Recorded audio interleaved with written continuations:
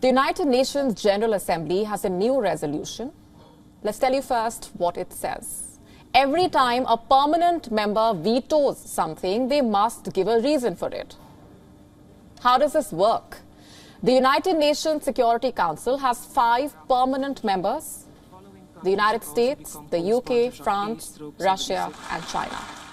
The P5 have the power to veto any resolution. So every time they veto a resolution, the Assembly will be convened immediately. They must explain why this veto was cast. But here's the catch and the key takeaway. This UNGA resolution is non-binding, which means that if the P5 do not want to explain their veto, no one can force them to do so. The veto power has been under scrutiny for a long time. The United Nations Security Council has 5 permanent members and 10 non-permanent ones, but these 10 do not have veto rights. So why just these 5 countries? The United Nations was formed just after the Second World War. Permanent membership was granted then to these 5 states. This was on the basis of their importance in the world order back then. Since 1945, over 200 UN Security Council proposals have been vetoed. The first veto, in fact, was used in 1946. This was by the then Soviet Union on Syria and Lebanon. And since then, Russia has used it over 143 times. The United States, 86 times. The UK, 30 times. And China and France have both used it over 18 times. Now, the fact is the world order has changed a lot since then. But the Security Council's veto rights remain dated. The same countries continue to veto resolutions, paralyzing what is calling the UN's most powerful body throughout the war.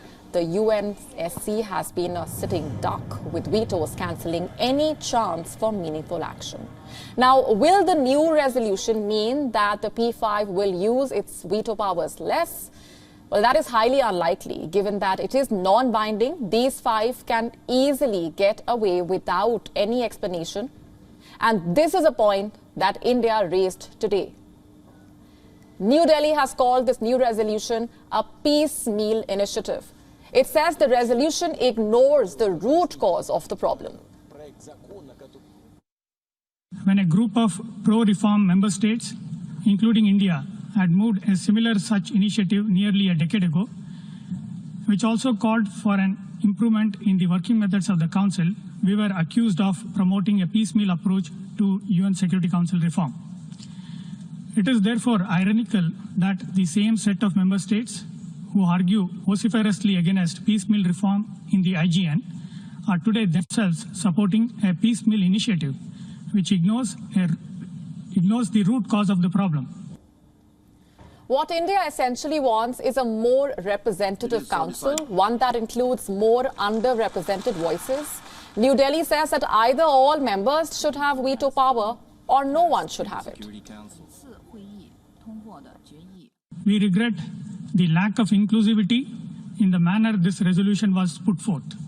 We have serious concerns about such take it or leave it initiatives which do not make a genuine effort to take into account the perspectives and concerns of the wider membership. And to talk about India's statement and the very fact that this has been called a piecemeal initiative by New Delhi, with us on the broadcast is Ambassador Manjeev Singh Puri, former Ambassador of India to the United Nations. Thanks very much, Ambassador, for being here with us. Let me begin by asking you for your initial reaction to this resolution. It's non-binding. The P5 members may or may not justify their veto. So what purpose does this resolution serve them?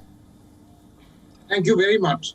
You know, resolutions at the United Nations have a political intent, and so did this resolution.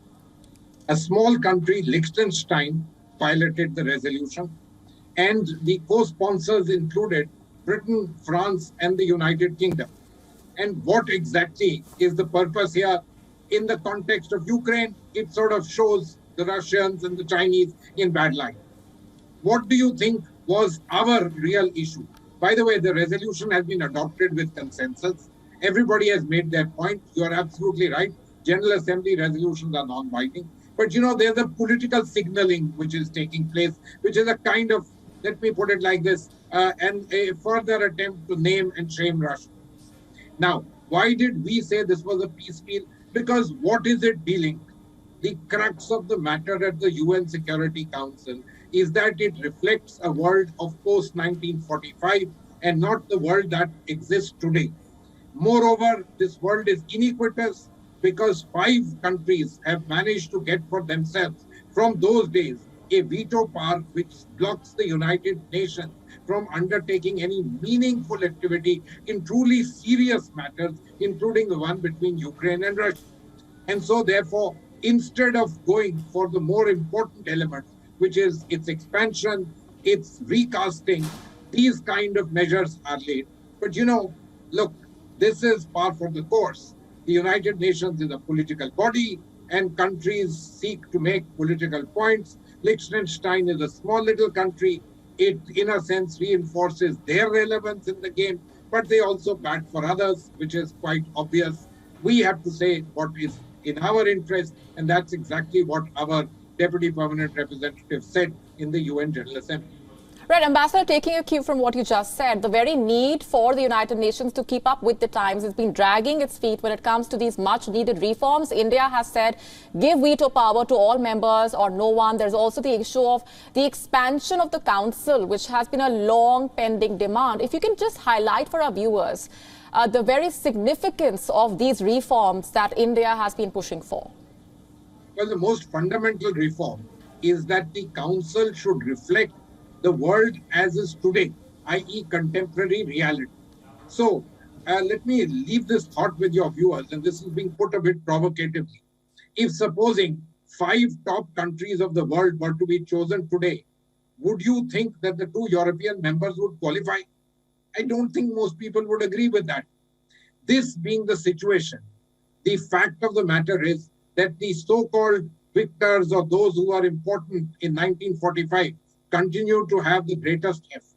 And therefore, the main demand is a recasting of the UN Security Council. Because of expediency, no one says the whole thing should be recast, except that it should be expanded in its permanent membership. And the G4, which is India, Japan, Brazil, and Germany, have been leading this particular voice. Now, coming to the veto, of course, ideally speaking, either the veto should be abolished and the Security Council should work on the principle of majority within the Council, or the veto right should exist with all permanent members. This, of course, is another contentious issue. Even if somebody says that, well, we are willing to consider an expansion of the permanent membership, they are very loath to the entire idea of sharing their extraordinary power, which is the power of veto. Well, this is the way the global games are played, and this will continue to happen. But it is my considered belief that as time goes on and the relevance of these countries, especially India, increases in the world, the permanent members would find it advantageous to have India in as a permanent member rather than outside. Ambassador Puri, we're leaving it there for the moment. Thanks very much for joining us here on WION World is One and sharing those perspectives. Thank you. WION now available in your country. Download the app now. Get all the news on the move.